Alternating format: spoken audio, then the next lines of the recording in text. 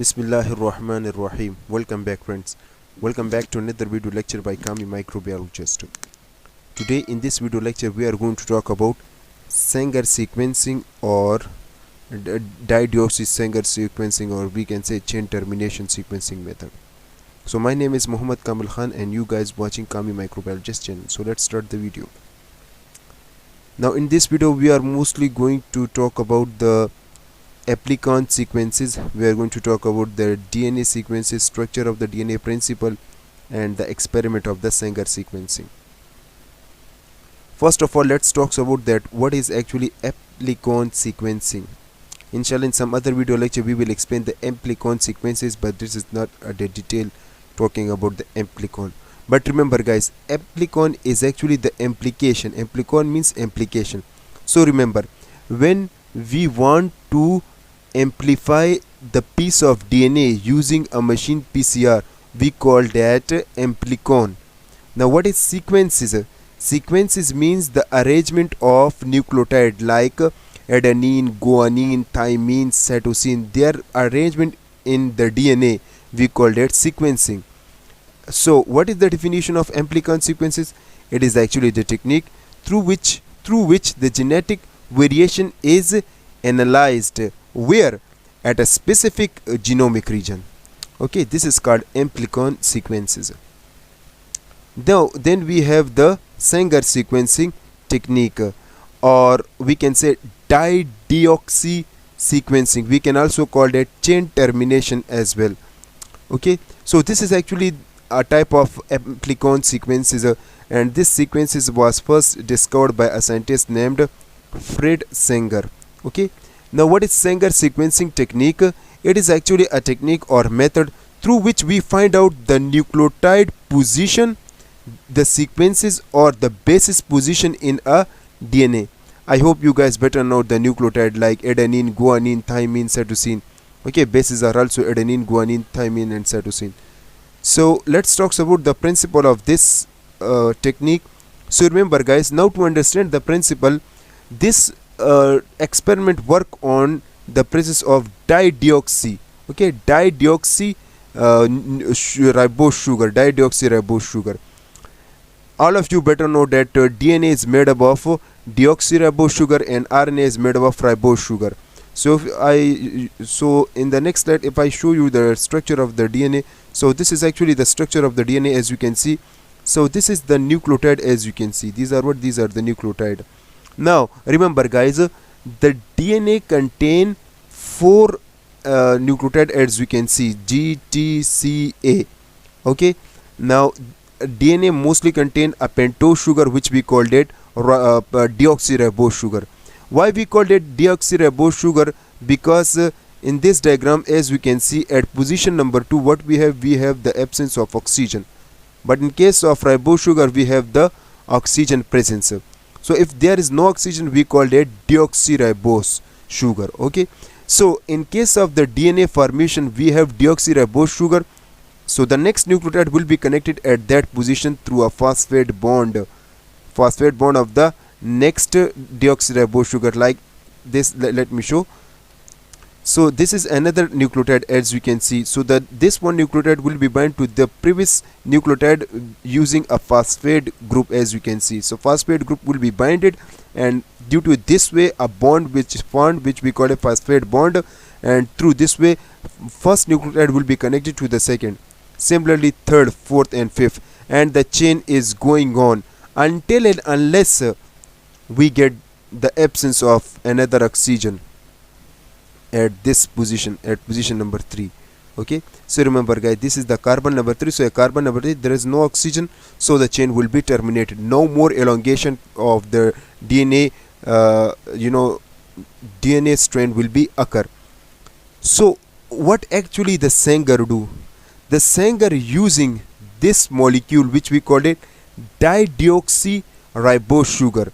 Dideoxyribose sugar means that they have the absence of means we have what we have. This is, let's suppose, the deoxyribose sugar. So in deoxyribose sugar we do not have the oxygen, but in the case of dideoxy we do not have the oxygen at the 3' carbon as well as at the 2' carbon atom. So remember guys, Sanger used this technique to terminate the chain, and once the chain was terminated, after this they can easily find out the DNA sequences in the DNA.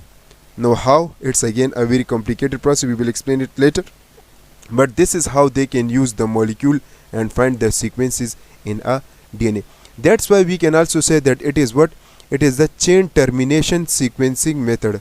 So as you can see, this is what? This is the chain termination sequencing technique, because the presence of dideoxyribose sugar.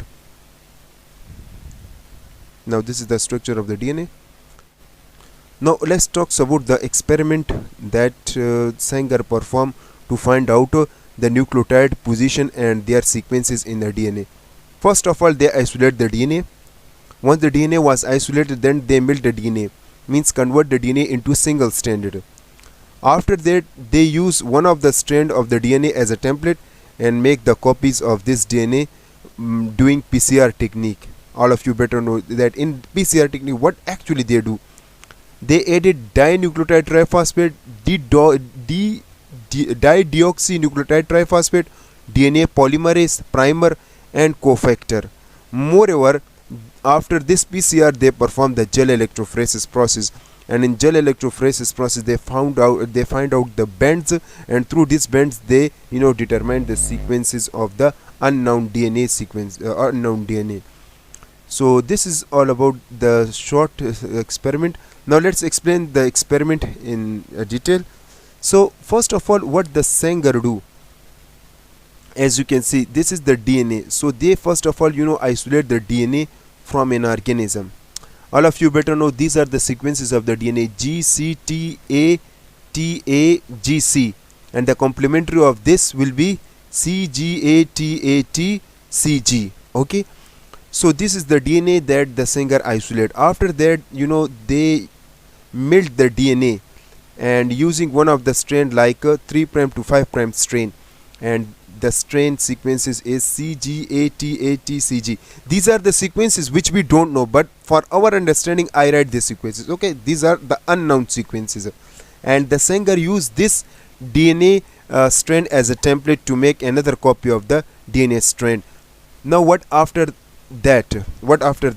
First of all, the Sanger take 4 tubes. As you can see, these are the 4 tubes, 1 2 3 4. Okay, in each of the tube, what the Sanger do? In the first tube they add unknown sequences like this. These are the unknown sequences, and they add dinucleotide triphosphate like adenine, guanine,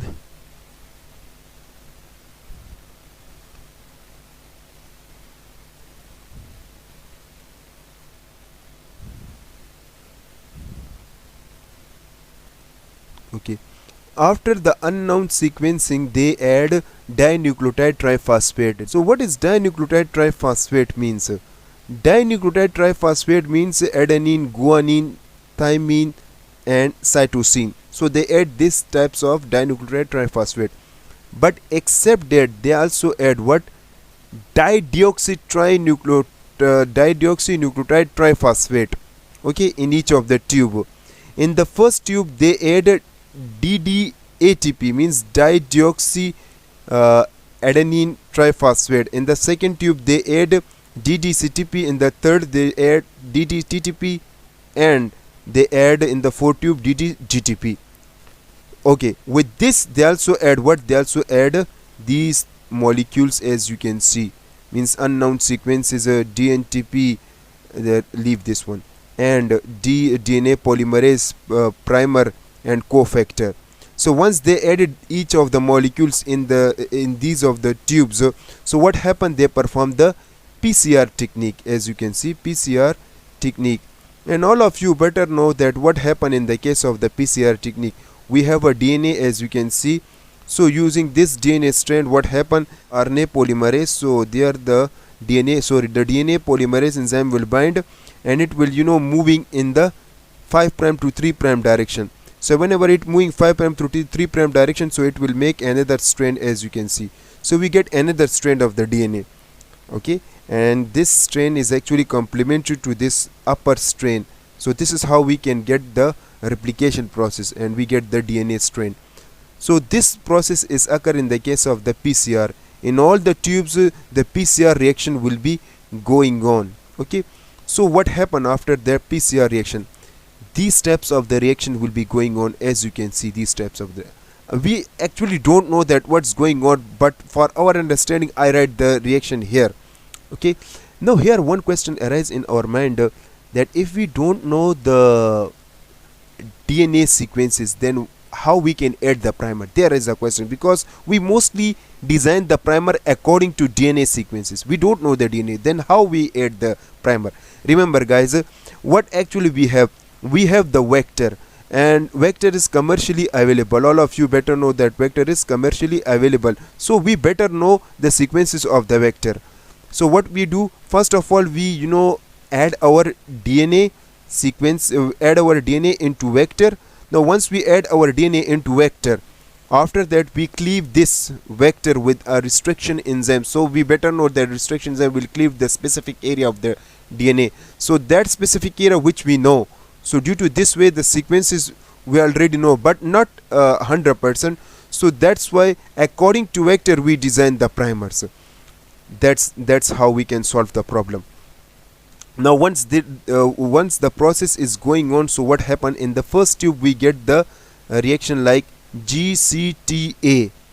Now remember guys, all of you better know that the C complementary is G, G complementary is C, A complementary is T, A complementary is T, and T complementary is A.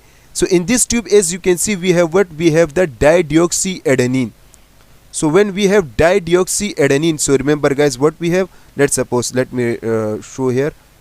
So remember guys, if we have dideoxyadenine, this is what? This is the dideoxyadenine.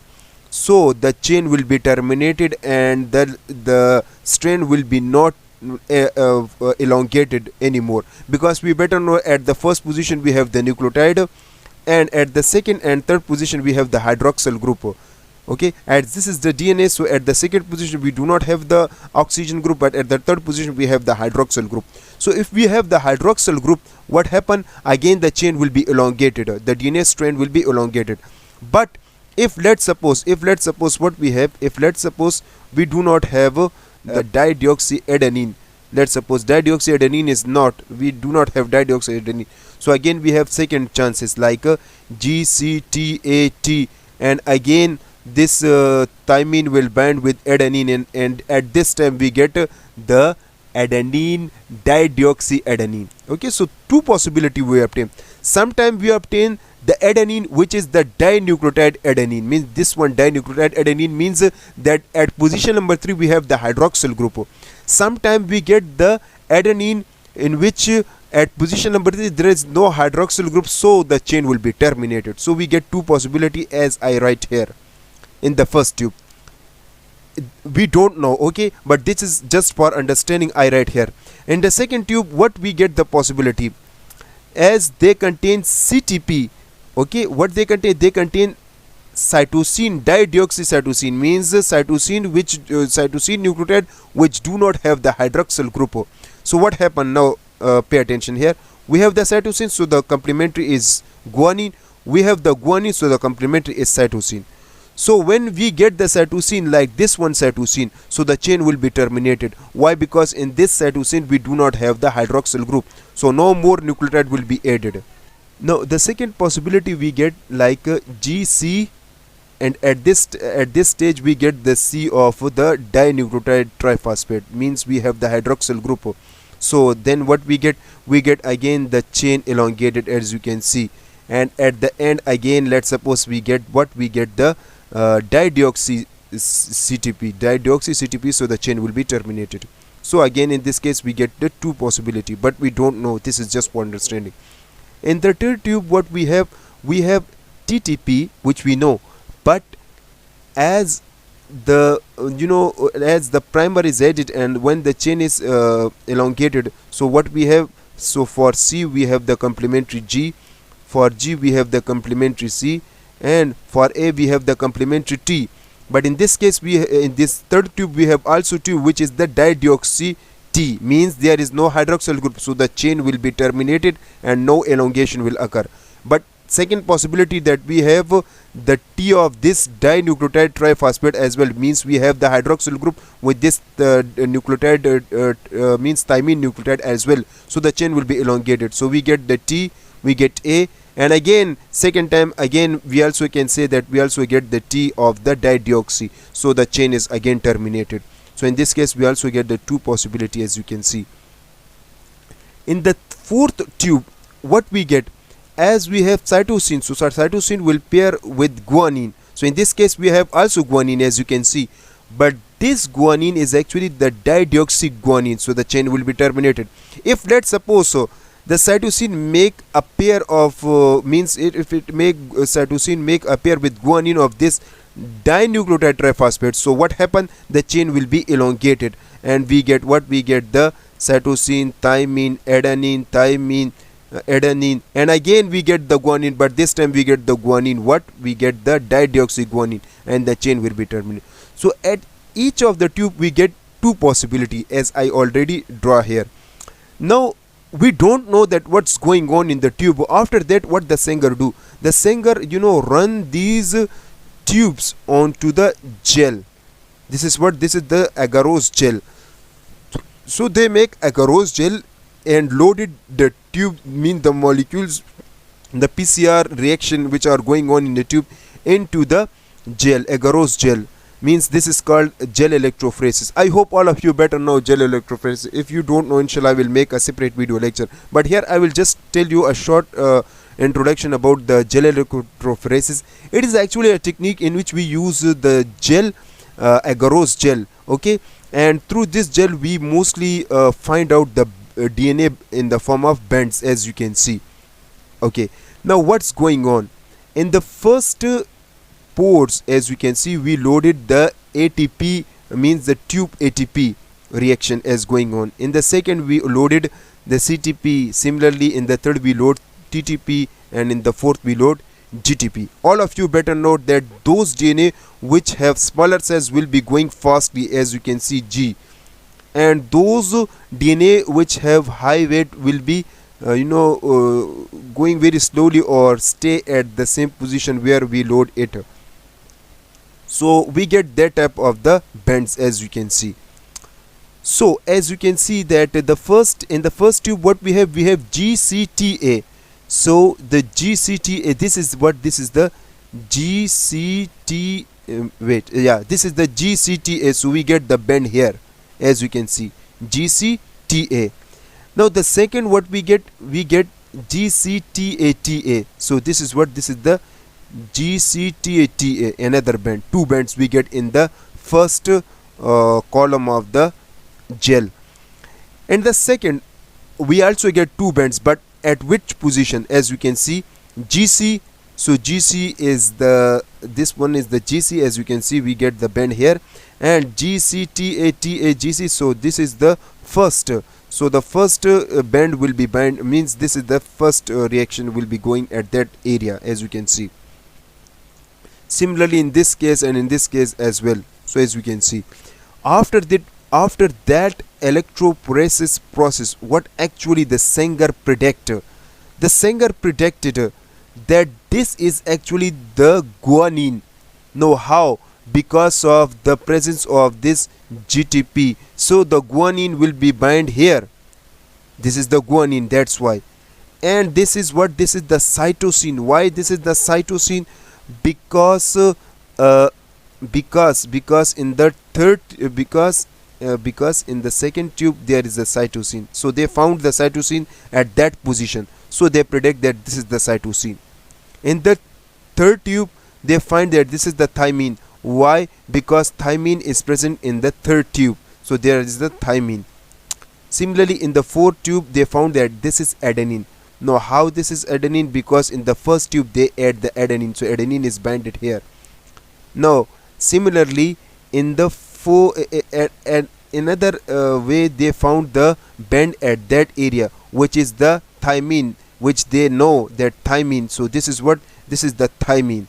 Again they found band here, which is what, which is the adenine, as you can see, A, adenine. Again they found band here, which is the guanine. So this is what, this is the guanine. Again they found the band here, which is the cytosine, as you can see, C. So C is cytosine. So they know the dideoxy property. Through this way they found the bands, and through these bands they can say that these are the sequences of the DNA, as you can see. And through this way what they found the sequences means these are the DNA sequences, as you can see. What they get G, C, T, A, T, A, G and C. So these are the sequences. So let me write G. So these are the sequences that they find out after the gel electrophoresis through this bands. Okay, and these sequences are actually going from 5 prime to 3 prime, because we better know this is actually the complementary sequences.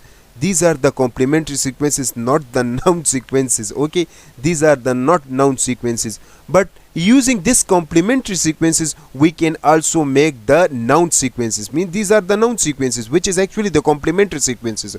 But when we know these complementary sequences, through this way what we get the unknown sequences. Means we better know that G will band with C. So what we have the C. C will band with G. So what we have the G. Similarly we have T will band with adenine.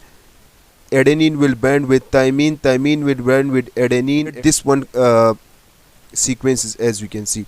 So when we know the complementary, so means when we know the complementary sequences, so we better know that the complementary of this sequences will be this. So due to this way we easily get the DNA sequences in our DNA using this method. So that's all about the Sanger sequencing technique. I hope you guys get idea about that. Thank you so much for watching. If you like this video, so make sure to hit the like button, share this video. If you have any kind of question, you can write it into a comment. So please subscribe the channel to get more video lecture like that. Thanks for watching.